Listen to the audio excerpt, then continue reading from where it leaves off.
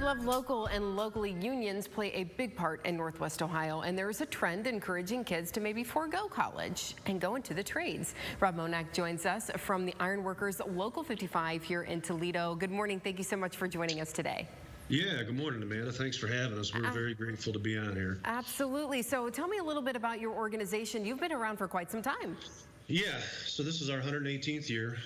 We are the International Association of Bridge, Structural, Reinforcing, and Ornamental Ironworkers, and we are members of the Great Lakes District Council. And yeah, this is our 118th year strong, and there's about 800 of us in our local, give or take. And I tell you what, it's a great time to be in the trades.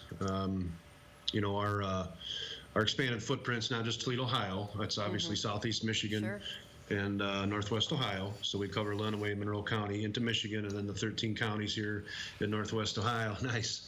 I think it's important to understand, you know, our living wages and our benefits total, you know, $58.81 an hour. That's with your wages and your benefit package. And we fight hard for that. So that's, you know, what does that mean to a community? You know, it's essential because now you've got purchasing power. Now you are a contributing member, you know, to your community versus a social burden, you know. So it's, we always tell our kids that you'll be in a position to lend and not borrow.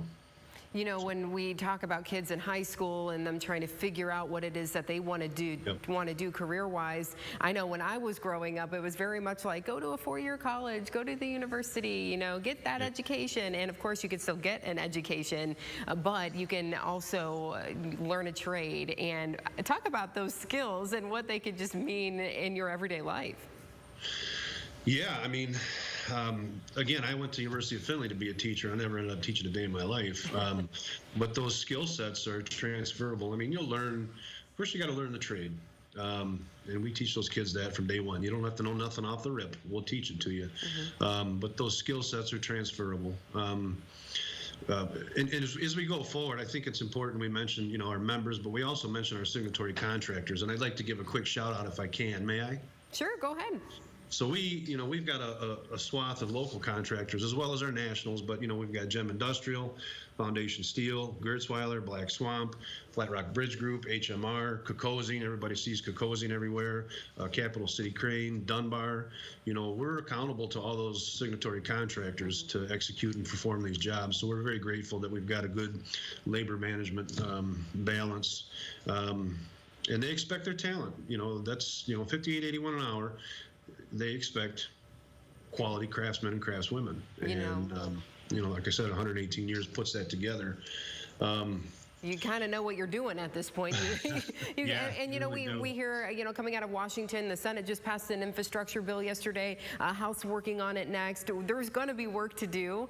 There's going to be jobs that need to be filled, and you need those workers. So if people are interested, you know, these young people, they might be in high school, and they might say, you know what, I don't think a four-year college is for me. I'm ready to start working. I want to make these living wages. How do they get started? Well, they've got to come down and apply. They've got to come down to the apprenticeship and take the DAT test, differential aptitude test. It's very math heavy. There's math, mechanical reasoning, spatial awareness, some abstract reasoning. So they come down and they get their application in for that. Then that's the one component, and then we bring them in for a physical test. We put them in safety gear, we put them right up on the iron, and then they'll go through an interview with either someone from the apprenticeship committee or one of our contractors or myself, and we compress all three components and give them a ranking, and then based on the workload need, we invite them into the apprenticeship. And then they're off and running. And this is a state accredited apprenticeship. This is the real deal. When the kids graduate from here, they've got 33 hours towards their associates at Owens. We're also tied into Owens. Our training center out back is their home, you know, for 4 years. And I went through it. And it's worth it. You know, it's a challenge, you know, but we're iron workers, not iron watchers. Yeah. Do you have any upcoming projects coming up?